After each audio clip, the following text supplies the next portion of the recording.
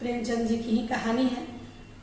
और ये कहानी मुझे इसलिए पसंद है क्योंकि इसका बैकग्राउंड हमारे जो स्वतंत्रता की लड़ाई है, हमारे देश को स्वतंत्र कराने में जो केवल बड़े बड़े लोग, बड़े बड़े नेताओं का ही हाथ नहीं था। हमेशा से जो गांधी, नेहरू, ये लोग हमारे लीडर हो सकते हैं, लेकिन जो हम लोग जिन लोगों को नहीं जानते हैं, जिनकी गाथाएं हमारे तक नहीं पहुंची हैं, वो भी तो सबसे बड़ा योगदान दे रहे थे। उनके बारे में हम नहीं जानते, ये अलग चीज़ है। तो ये कहानी जो है स्वतंत्रता का, इसका बैकग्राउंड है और ये मुझे बहुत ज़्यादा पसंद है। और अब आप भी मेरे साथ सुनिए और एंजॉय कीजिए कि ये कहानी शुरू होती है कि एक सरकारी मुलाजिम है, मिस्टर सेठ, और उनकी पत्नी है। पत्नी बहुत ही प्यारी है, खूबसूरत है, अपने पति के साथ बहुत हंसी खुशी से रह रही हैं और ज़िंदगी के सारे सुख उनके पास हैं। हर चीज़, ऐसा कोई चीज़ नहीं है जो उनके पास नहीं है। रेशमी साड़ियाँ हैं, बढ़िया बढ़िया खाना है, बढ़िया घर है, सब कुछ बढ़िया है।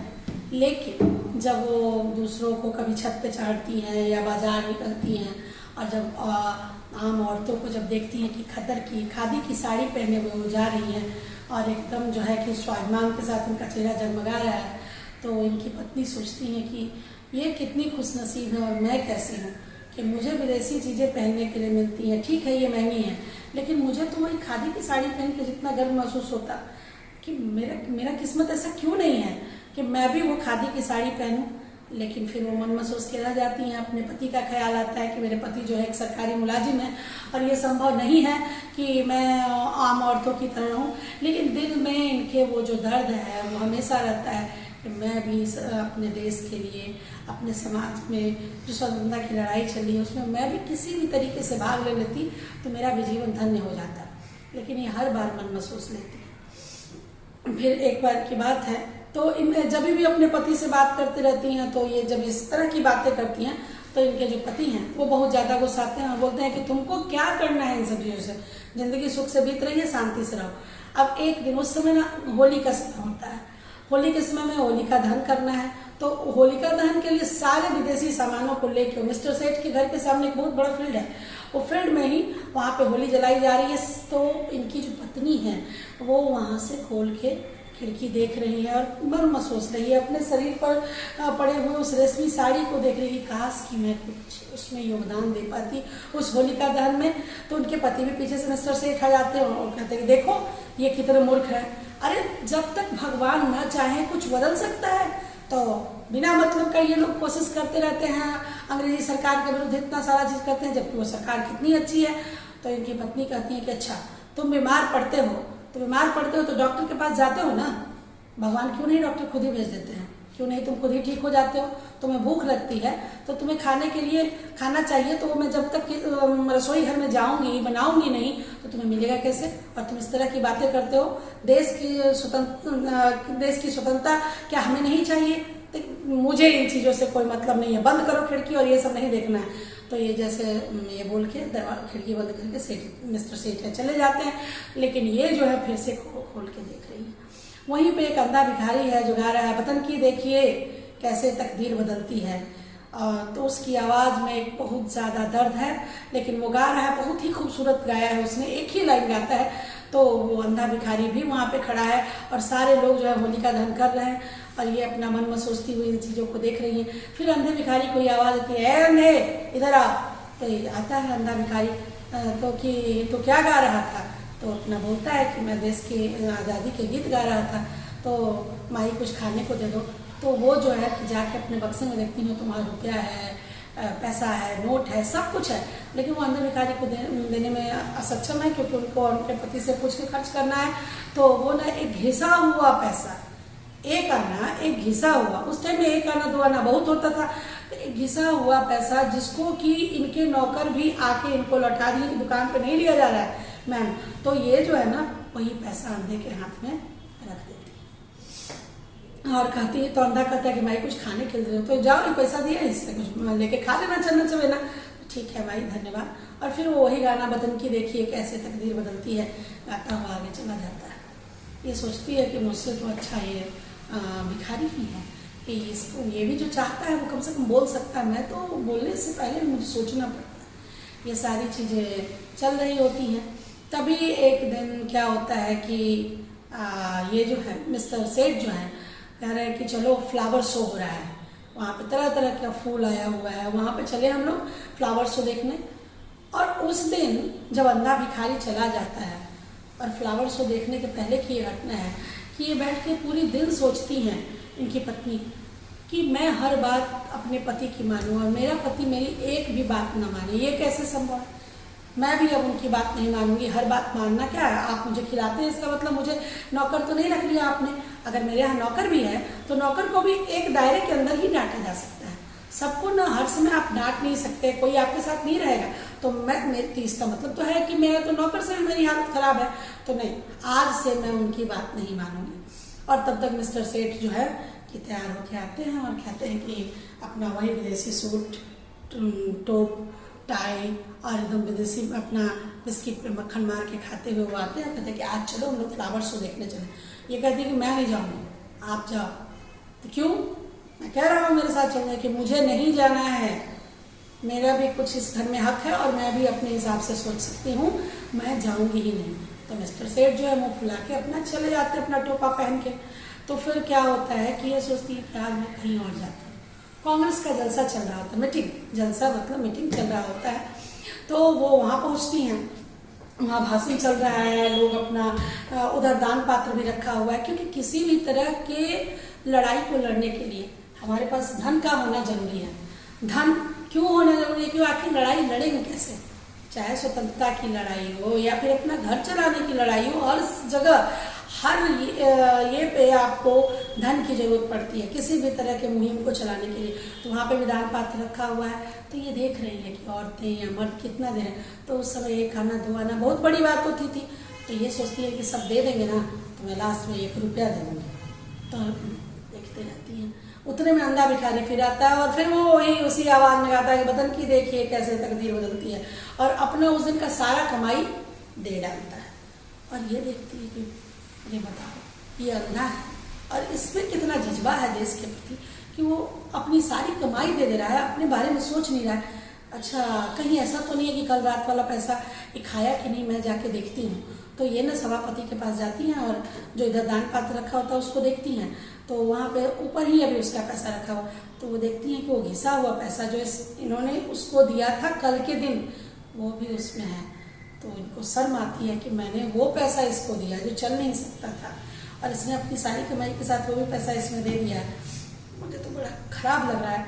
मैं क्या करती हूँ कि इस पैसे को ले लेती हूँ वापस, ठीक है, और मैं इस पैसे को ले लेती हूँ और बोलती हूँ जो दान पात्र के पास भैया बैठे हुए सभापति, उनको बोलती हूँ कि इसके बदले में 5 रुपये दूँगी। अब उस समय सभापति को क्या सूची मालूम नहीं, वो जो नहीं चलने वाला पैसा है, घिसा हुआ पैसा, उसके बदले 5 रुपया ये बहन जी दे रही हैं, ऐसा उन्होंने अनाउंसमेंट करा दिया। अब ये जो अनाउंसमेंट होता है ना, तब तक वहीं पे एक और रईस बैठे होते हैं, क्योंकि जलसे में हर तरह के लोग जाते थे, अमीर गरीब हर तबके के लोग। तो वो बोलते हैं कि भाई ये 5 रुपये अगर उस ये का देगी सिक्के का, जो नहीं चलने वाला सिक्का है, तो मैं उसके 10 रुपये दूंगा। तो ये कहती हैं कि भाई अब क्या करें, तो मेरा एकदम हमको अच्छा नहीं लगा कि एक तो हम अंधे भिखारी को दिए थे और ये मेरे अब इज्जत का सवाल करती कि नहीं 10 के बदले मैं 20 दूंगी। तो वो आदमी 30 कहता है। तो अब इस तरह से वहां पे एक नया ही नजारा शुरू हो जाता है मीटिंग में और जलसे में, और सारे लोग देख रहे हैं। 30 जब उस व्यक्ति ने कहा तो इनकी पत्नी ने मिस्टर सेठ की पत्नी कहती है 40, वो कहता है 50, फिर ये कहती है 60, फिर अचानक से हो जाता है 100, तो वो कहता है 120, तो ये कहती है 140, वो फिर कहता है 150, तो ये कहती है कि 200। और यहाँ पे आके वो आदमी हार मान लेता है कि हार मान लेने वाली बात ही है, ये पार्टी ऐसी नहीं है जिसके सामने मैं टिक सकती हूँ। और इतनी बड़ी बात 200 रुपये उस जमाने में, जैसे ही ये बात फैलती है, मिस्टर सेठ जो फ्लावर शो देख रहे थे वहां पे एक पुलिस ऑफिसर पहुंच जाता है, क्योंकि एक बड़े नुमाइंदे हैं सरकार में, अच्छी इनकी पोस्ट एंड पोजीशन है। तो वहां पर जाकर कहता है कि आपकी पत्नी जो है 200 रुपये दान दिए हैं, और कहाँ पे? कांग्रेस जलसा में। अब तो मिस्टर सेठ का होशो आवाज उड़ जाता है, देखिए अब मैं क्या करूं। वो जो है दौड़ते हुए घर आते हैं, अपनी पत्नी को देखते हैं और वहाँ तो गुस्सा आते हैं, झल्लाते हैं और कहते हैं कि भाई ये क्या बात हुई, ये सब जो हुआ है क्या ये सच है? तो कहती कि हाँ सच है। तुमने मेरे पैसे क्यों खर्च किए? तो क्यों, मैं तुम्हारी पत्नी नहीं हूँ? इन पैसों पर मेरा हक नहीं है? मुझे ये पैसे खर्च करने का पूरा हक है और मैं खर्च करूंगी। तुम चाहे जो कर लो, मुझे इससे लेना देना नहीं है। और अगर मैं खर्च ना करूं तो इसके लिए तुम तलाक के पेपर लाओ, पहले सब कुछ करो, हम लोग दोनों अलग हो जाए, फिर मैं तुम्हारे पैसे का यूज नहीं करूंगी। और उसके बाद जो है मिस्टर सेठ एकदम जो है कि पगला जाते हैं, उनका दिमाग काम नहीं कर रहा है कि अच्छा अब कल सवेरे मैं ऑफिस कैसे जाऊंगा। अब ये सोचने में लगे हुए हैं। और तो ये जब अगले दिन सवेरा होता है, ये बड़ी खुशी के साथ तैयार होकर हमेशा ऑफिस जाते थे। उस दिन क्या होता है कि अब इनके पैर किसी भी तरीके से ऑफिस की तरफ जा नहीं रहे। अब ये सोच रहे कि आज मैं वहां जाऊंगा तो क्या होगा। और दिन अगर ये जाते थे तो ये पहुंचते ही चपरासी डांट खाता था, उसके ऊपर वाले मुलाजिम डांट खाते थे, फिर ये अपने केबिन में जाते थे, वहां बैठते, फिर चाय वगैरह पी के जो उनके बड़े अधिकारी थे उनके पास आधा घंटा बाद फाइल लेके जाते थे। और आज का दिन चुपचाप गए अपने केबिन में बैठे, बल्कि बैठे भी नहीं, फाइल लेके पहले ही से खड़े हैं कि बड़े साहब आ जाए। और बड़े साहब के केबिन में ये जाते हैं। बड़े साहब जो है पूरा गुस्साए हुए हैं इन पे, जो अंग्रेज हैं, और कह रहे हैं कि तुम शैतान हो, तुम हरामखोर हो, तुम बहुत ही बदतमीज हो। इस तरह की बातें जो 2-3 लाइन जब बोलते हैं, तो जब जब इन्होंने कहा कि तुम शैतान हो, ये कहते हैं कि सर ऐसी बातें मत बोलिए, मैं इन बातों को सुनने का आदी नहीं। दूसरी बार जब बोलते तुम हरामखोर हो, तब फिर ये फिर ऊंची आवाज बोलते कि सर इस तरह की बात मत बोलिए तुम।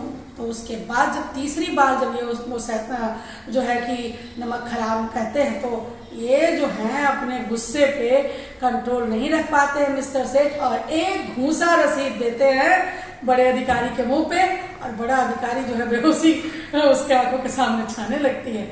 और बताइए, तो उन लोगों के दिमाग में ये होता है कि भैया ये जो होते हैं ना, भारतीय होते हैं, वो कभी भी लड़ाई झगड़ा में अपने बड़े अधिकारियों से पंगे नहीं लेते हैं। लेकिन आज असली भारतीय से पाला पड़ा था, और मिस्टर सेठ भी ये भूल गए थे कि भैया मुझे नौकरी करनी है कि नहीं करनी है।